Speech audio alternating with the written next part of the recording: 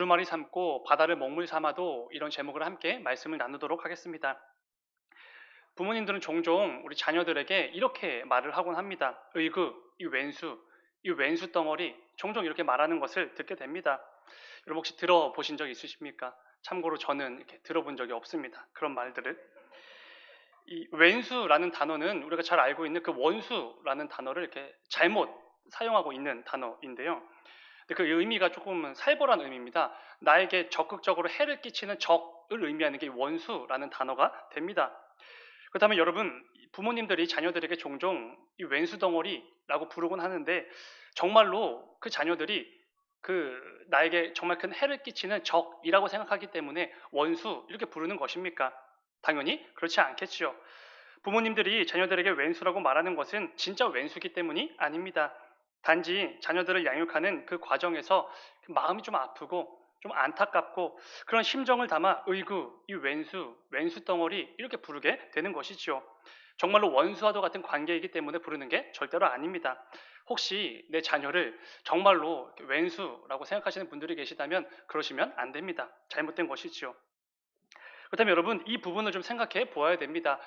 우리의 영적인 아버지가 되시는 그 하나님 아버지와 그분의 자녀된 우리들의 관계는 어떻습니까?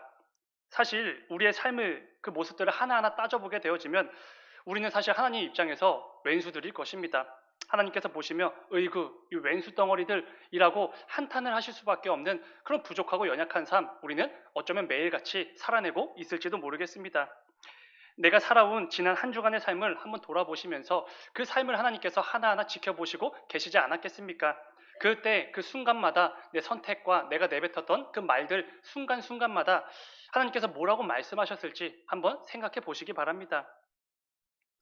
우리가 잘 아는 것처럼 우리 모두는 하나님과 원수의 관계였습니다. 우리는 늘 하나님을 향하여 적극적으로 적대감을 드러내는 그런 원수이지요. 생각하는 것마다 악하고 세우는 계획마다 악하여서 하나님께서 한탄을 내뱉으시고 하나님과 계속해서 이 원수의 관계를 유지하는 게 뭔가 당연한 것처럼 살아가는 것, 그게 바로 우리의 상태였습니다. 우리는 하나님과 화목의 관계가 아니라 원수의 관계였지요. 중요한 것은 여기서 말하는 원수는 우리 부모님들이 자녀들에게 이 왼수 덩어리라고 말하면서 조금은 가볍고 조금은 친근한 의미의 그 왼수가 아닙니다. 진짜 말 그대로 원수이지요. 하나님 입장에서 생각해 보면 우리 모든 죄인들은 진짜로 원수가 맞습니다. 어쩌면 우리는 매일 반복되는 내 삶을 통해서 내가 하나님과 원수가 맞구나라는 것을 스스로 증명하고 드러내며 살아왔을지도 모르겠습니다.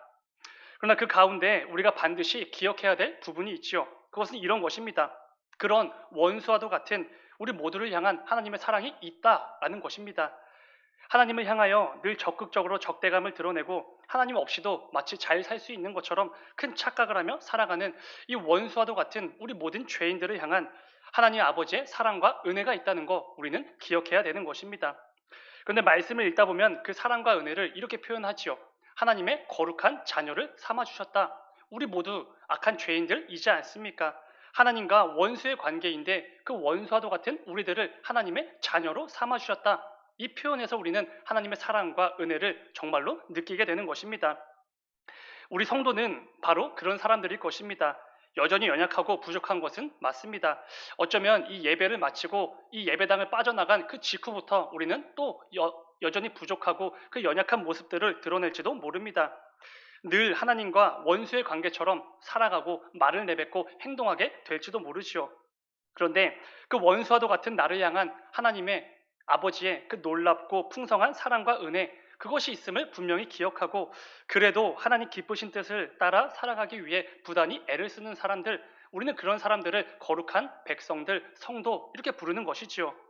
사랑하는 여러분, 오늘 이 밤에는 이 부분에 대해서 좀 함께 나누어 보려고 합니다. 특별히 하나님의 거룩한 백성, 우리 성도들이 이 땅을 살아가는 동안에 무엇을 반드시 기억하고 붙들어야 되는지, 또한 하나님께서 내게 원하시는 성도로서의 삶은 무엇인지 함께 점검해 보려고 합니다. 말씀을 통해 우리 모두를 향한 하나님 아버지의 그 마음과 뜻을 깨닫고 그 가운데 귀한 결단을 이루어내는 이 밤이 되기를 주님의 이름으로 축원을 드립니다. 우리가 함께 나누고 있는 이 요한일서는 초기 영지주의 이단에 의해서 미혹당하고 있는 초대교회 성도들을 위해 기록된 편지입니다. 그들은 당시 이 헬라 문화의 근간을 이루고 있었던 그 이원론적 사고를 그대로 복음에 적용시켰습니다. 이로 인해 육체와 영을 극단적으로 나누었고 이 육체와 영이 전혀 상관없는 것이라고 주장을 하기 시작했습니다. 그 결과 그들의 주장은 이렇게 이어지죠. 육체로 짓는 죄는 육체로 짓는 죄는 우리 영혼의 구원과는 아무런 상관이 없다. 이런 엉터리 같은 주장을 펼치기 시작합니다. 극단적 쾌락주의, 방종, 이것이 영지주의 이단의 결과였습니다. 이로 인해 하나님 보시기에 너무나도 악한 그 죄악들을 마구 행하면서도 우리식으로 표현하면 내 마음대로 살면서도 양심의 가책을 조금도 느끼지 않고 전혀 개의치 않고 살아가게 되는 것입니다. 문제는 이러한 이단의 잘못된 신앙이 많은 성도들을 미혹하고 있었다는 것이죠. 요한은 이러한 상황에서 영지주의 이단과 맞서며 지금 이 편지를 성도들에게 교회를 향해 쓰고 있는 것입니다. 그 누구도 그 어떤 주장이나 그 어떤 사상도 너희를 미혹하지 못하게 하라. 이 권면의 마음을 담아 강력하게 선포하고 있는 것입니다.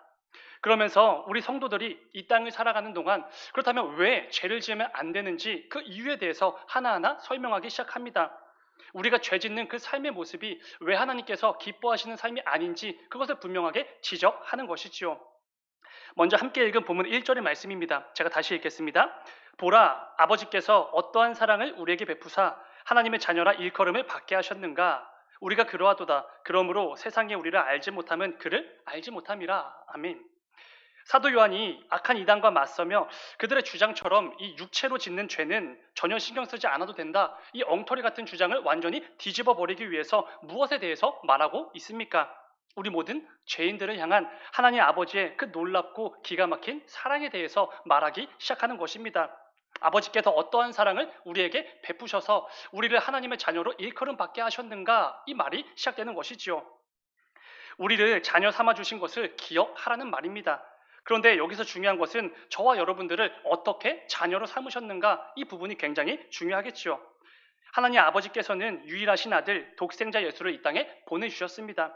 그리고 십자가에 내어주심으로 저와 여러분을 자녀 삼아주신 것이지요. 다른 어떤 것이 아닙니다. 우리 어떤 공로나 노력과 기여에 의한 것도 아니죠. 독생자 예수를 이 땅에 보내심으로 그분으로 말미암아 우리는 하나님의 자녀가 되었습니다. 예수 십자가의 대속의 은혜가 없이는 우리는 절대로 하나님의 자녀가 될 수가 없지요. 그저 본질상 진노의 자녀들, 그런 비참한 존재가 우리의 현실일 것입니다. 영원한 죽음에 처해지는 것이 너무나 당연해 보이는 자연스러운 그런 죄인들인 것이죠. 죄에 대한 결과가 이미 확정되어서 그 결과를 기다릴 수밖에 없는 그 비참한 존재들입니다. 그러나 하나님 아버지께서 성자 예수님을 이 땅에 보내셨고 우리 모든 죄인들을 죄에서 건져내 주신 것이고 예수 그리스도의 그 보혈을 힘입어 우리는 거룩한 하나님의 자녀라는 그 말도 안 되는 신분 상승을 경험하게 된 것입니다. 아무런 공로도 아무런 수고도 기여도 우리는 한 것이 없지만 오직 하나님 아버지의 사랑으로 우리 주님의 그 십자가의 은혜로 우리는 죄인에서 자녀가 된 것입니다. 우리는 이것을 복음 이렇게 부르기도 하지요. 이 놀랍고 기가 막힌 하나님 아버지의 사랑과 은혜를 떠올리며 지금 요한이 말하고 있는 것입니다. 아버지께서 어떠한 사랑을 가지고 우리에게 베풀어 주셔서 우리가 하나님의 자녀로 일컬음을 받게 하셨는가 그거를 기억해 보라는 것입니다. 여러분 이 부분을 현대인의 성경이나 공동 번역 버전으로 보게 되면 좀 더 와닿는 표현으로 번역이 잘 되어져 있습니다. 제가 읽어드리겠습니다. 아버지께서 우리에게 베푸신 사랑이 얼마나 큰지 한번 생각해 보십시오. 이렇게 말씀합니다. 여러분 근데 사실 요한은 지금 이 모든 성도들에게 굉장히 조용하고 차분하게 질문을 던지는 것이 아닙니다. 여러분 하나님의 사랑이 참 크지 않습니까? 그 사랑을 떠올려 보십시오. 이게 아니죠. 여러분 우리 모든 죄인들을 향한 하나님 아버지의 그 크고 놀랍고 기가 막힌 사랑을 떠올려 보십시오 라고 강력하게 권면을 하고 있는 것입니다. 감격과 감탄, 기쁨과 찬양으로 가득한 담대한 신앙 고백과도 같은 그 권면을 지금 요한이 하고 있는 것이죠. 말씀을 좀 함께 같이 읽겠습니다. 로마서 5장 10절의 말씀입니다. 우리 함께 읽습니다. 시작. 원수 되었을 때에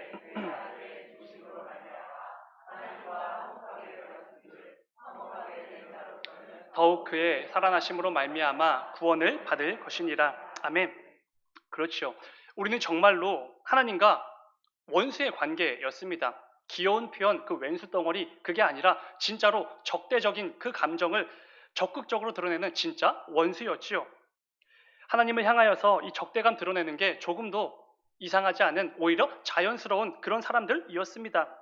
말을 내뱉을 때마다 죄로 가득한 것이고 어떤 행동과 선택을 할 때마다 늘 악하여서 하나님 아버지의 마음을 찌르고 아프게 했던 그 원수와도 같은 사람들, 그게 바로 우리들입니다. 그런데 그런 원수와도 같은 우리들을 위해 유일하신 아들 예수 그리스도를 보내주신 것이고 그분의 죽으심으로 말미암아 우리는 하나님과 화목의 관계가 되었다라는 것입니다. 참 놀라운 말씀이죠. 그 이전에 원수와도 같았던 그런 관계가 아니라 완전한 평화, 화평의 관계, 화목하게 된 자들 하나님의 자녀로 삼아 주셨다는 것입니다. 이 놀랍고 위대한 사랑, 그 은혜를 입었기에 우리 입에서는 늘 감탄과 감격, 기쁨과 찬양이 흘러 넘치는 것이지 않습니까? 요한이 우리를 향한 하나님의 사랑을 표현할 때 사용한 이 단어를 좀 보셔야 되는데요. 한글 성경에는 그냥 어떠한 사랑 이렇게 번역이 되어져 있지 않습니까? 근데 여기서 어떠한 이 부분에서 사용된 단어는 다른 복음서를 보면 놀라움을 표현하는 단어가 사용된 것을 보게 됩니다. 이게 특별히 어디서 사용이 되냐면 거센 바람과 그 파도를 잠재우시고 무리를 걸어오셨던 능력의 주님을 목격했던 그 제자들의 그 경탄, 그 놀라움, 그 상태를 의미하는 단어입니다. 또 천사 가브리엘이 그리스도로 이 땅에 오실 그 아기 예수에 대해서 말을 해주기 위해서 마리아를 찾아와 그녀에게 인사를 건넸을 때 천사가 자기에게 와서 인사를 건네는 것을 보고 놀라움을 자아내지 못했던, 감탄을 자아냈던, 그 기가 막히게 놀라웠던 그 순간, 그 심정을 표현하는 단어가 오늘 이 본문에도 사용이 된 것입니다. 그러니까 이런 것이죠. 요한은 지금 하나님 아버지의 사랑이 그냥 사랑, 아버지의 사랑 이 정도가 아니라 말이 안 되고 기가 막히고 놀라운 하나님의 사랑, 이렇게 표현을 하고 있다는 것입니다. 하나님 아버지께서 우리 모든 죄인들에게 얼마나 놀랍고 기가 막힌 그 사랑을 허락하셨는지, 베푸셨는지 감탄을 쏟아내면서 그 사랑을 설명해 내고 있는 것입니다. 사랑하는 여러분, 우리가 믿는 하나님이 우리에게 베풀어 주신 사랑, 정말로 그런 사랑이지 않습니까? 우리가 자주 부르는 찬송가의 가사처럼, 오늘 말씀에 제가 제목으로 삼은 것처럼, 하늘을 두루마리 삼고 바다를 먹물 삼아도 다 기록할 수 없는 그 사랑이 우리를 향한 아버지의 사랑일 것입니다. 도무지 다 기록할 수가 없지요. 우리의 그 부족한, 그 연약한 수준으로는 어느 정도인지 가늠조차 할 수 없는 사랑입니다. 말이 안 되는 기가 막힌 사랑인 것이지요. 중요한 것은 그 사랑을 우리에게 베풀어 주심으로 그 사랑으로 말미암아 우리는 하나님의 자녀가 되었다는 것입니다. 이 말씀을 준비하면서 이 말씀 구절이 떠올랐습니다. 요한복음 3장 16절의 말씀입니다. 하나님이 세상을 이처럼 사랑하사 독생자를 주셨으니 이는 그를 믿는 자마다 멸망하지 않고 영생을 얻게 하려 하심이라. 아멘. 참 놀라운 표현입니다. 하나님이 세상을 이처럼 이렇게까지나 사랑하사 독생자를 아낌없이 주셨다라는 말씀입니다. 유일하신 아들 예수 그리스도를 십자가에 내어주실 정도로 그렇게까지 저와 여러분을 사랑하셨다라는 것입니다. 근데 여러분 참 다행이지 않습니까? 죽을 수밖에 없는 우리 모든 죄인들을 향한 하나님의 사랑이 새삼 너무나 다행이다, 이렇게 생각이 들었습니다. 우리는 그 사랑 때문에 천국을 소망할 수 있게 되었는데 그것이 참 다행인 것이고, 이 땅을 살아가는 동안 죄인처럼 이 악한 시대의 흐름에 맞춰 살아가는 그런 인생이 아니라 거룩한 하나님의 자녀로서 하나님을 기쁘시게 해드리는 그 삶을 살게 된 것도 참 다행이라고 묵상이 되었습니다. 우리는 이 지극히 큰 다행스러움을 은혜, 이렇게 표현을 하기도 합니다.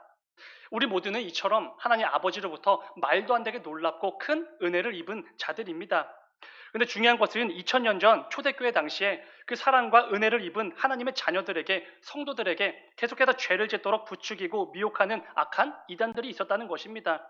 그런 상황에서 요한은 우리 모두를 향한 하나님 아버지의 그 놀랍고 기가 막힌 사랑을 제시하면서 다시 한번 되새겨주면서 그 사랑을 통해 거룩한 하나님의 자녀가 우리라는 것을 다시 한번 기억하게 해주고 있는 것입니다. 그러면서 거룩한 하나님의 자녀가 된 저와 여러분들이 어떻게 그 육체로 또다시 죄를 지을 수 있느냐고, 어떻게 하나님 보시기에 그 부끄러운 악들을 그냥 아무렇지 않게 행하면서 사냐고 강력하게 권면을 하고 있는 것입니다.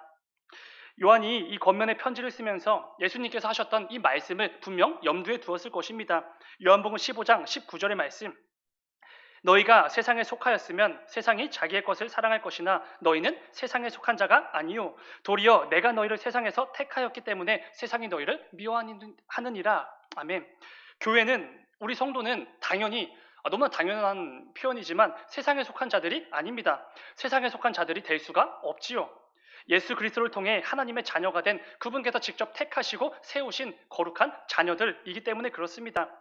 그렇기에 세상 사람들 모두가 마치 당연하다는 듯이 그것이 우리의 본성인 것 마냥 그렇게 죄를 지으며 살아가지만 우리 성도는 그렇지 않다는 것입니다.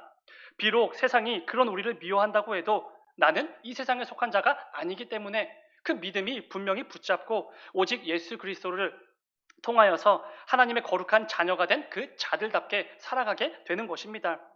사랑하는 여러분, 어쩌면 우리 역시 2000년 전 초대교회를 미혹하고 유혹했던 그 악한 이단 영지주의와 같은 그 악한 세력으로부터 미혹을 당하고 있을지도 모르겠습니다.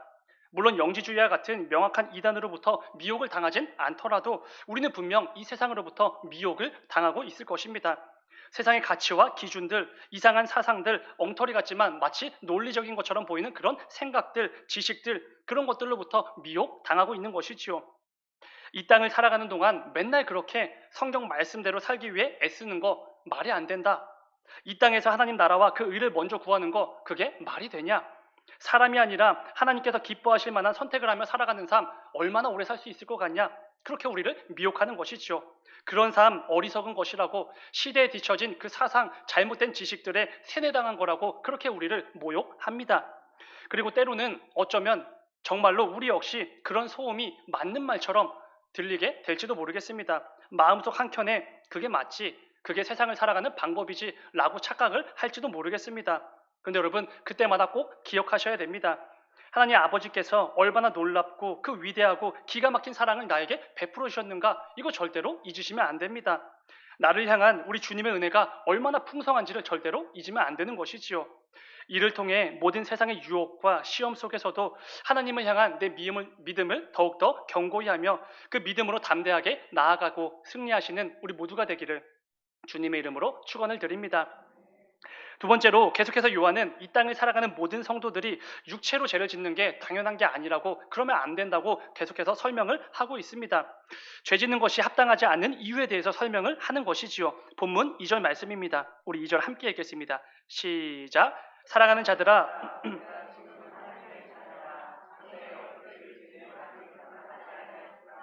그가 나타나시면 우리가 그와 같을 줄을 아는 것은 그의 참모습 그대로 볼 것이기 때문이니. 아멘.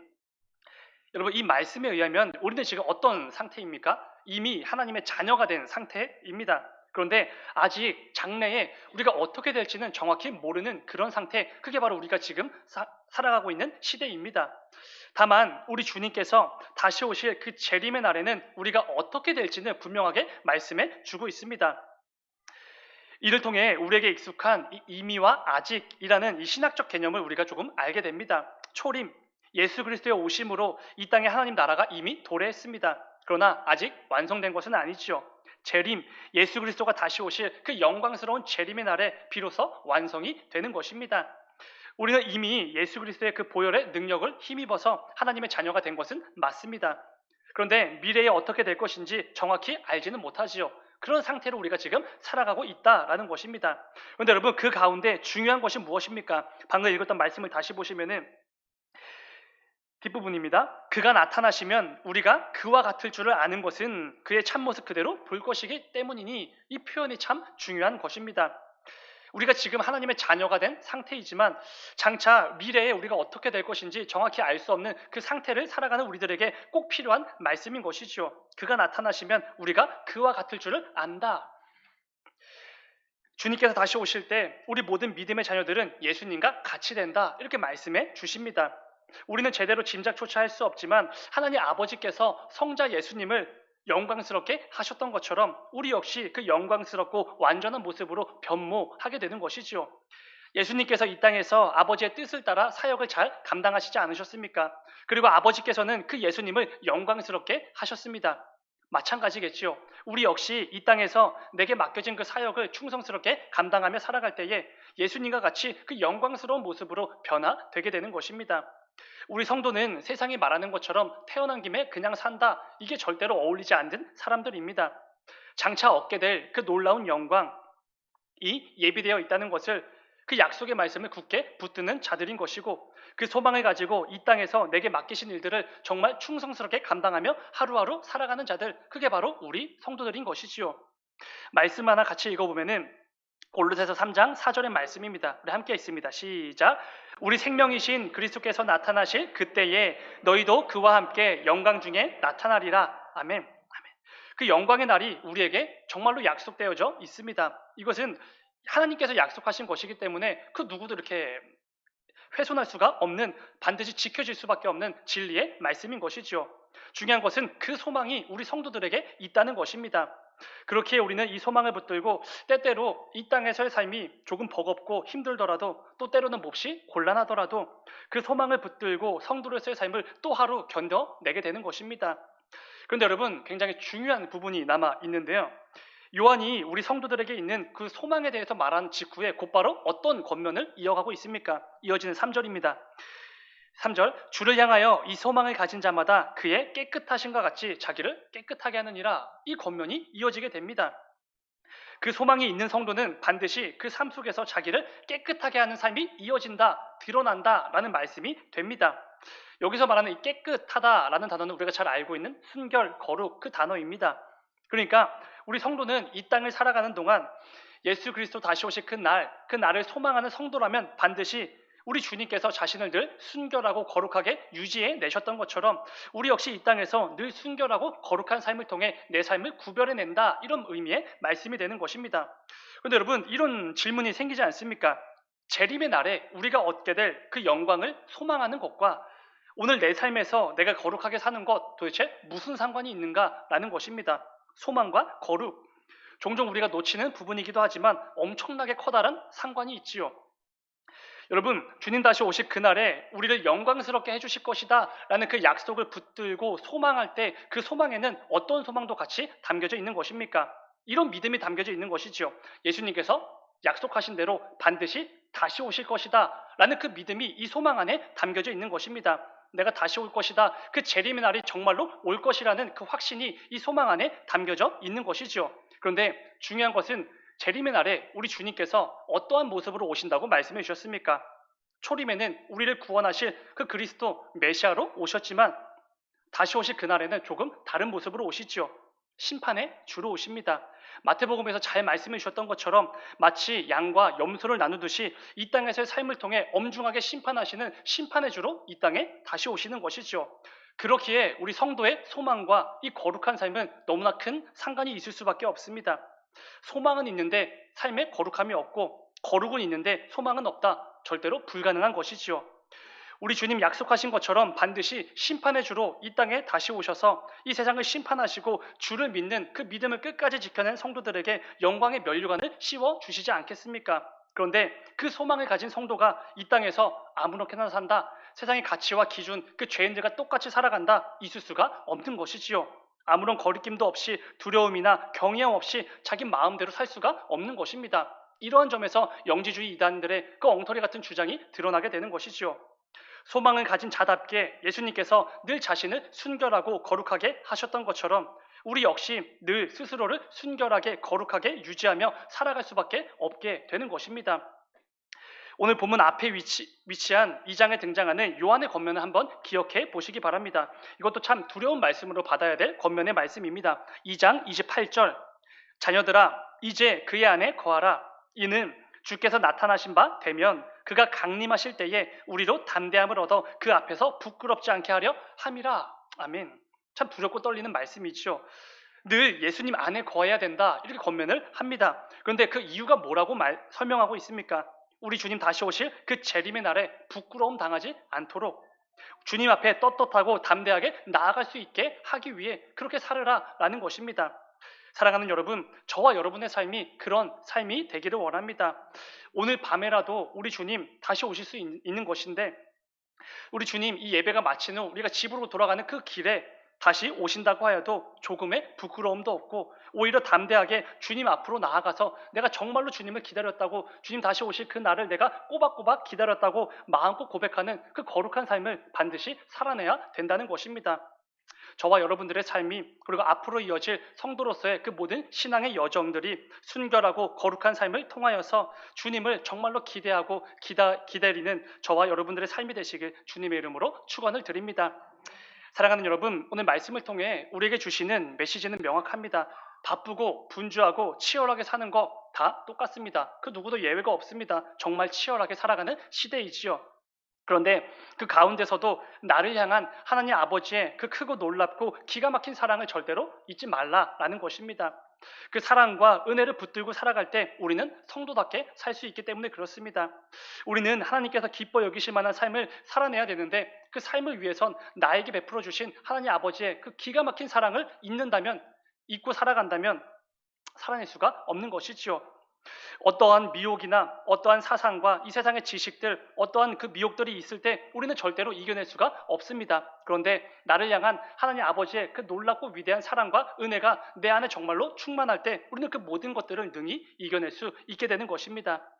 또한 우리 주님 다시 오실 그 날에 우리 모든 성도들이 얻게 될 그 영광을 소망하며 이 땅을 살아가야 됩니다. 그래야 그 사랑을 힘입어 내 삶을 늘 순결하고 거룩하게 유지할 수 있는 것이지요. 우리 주님께서 그러하셨던 것처럼 오늘 말씀을 기억하시면서 하나님께서 내게 주시는 어떤 마음과 뜻과 그 모든 것들이 있다면 반드시 붙드시고 하나님께서 기뻐 여기실 만한 삶의 열매들을 결단하고 기대하며 나아가는, 또 함께 기도하며 나아가는 이 밤이 되시길 주님의 이름으로 축원을 드립니다.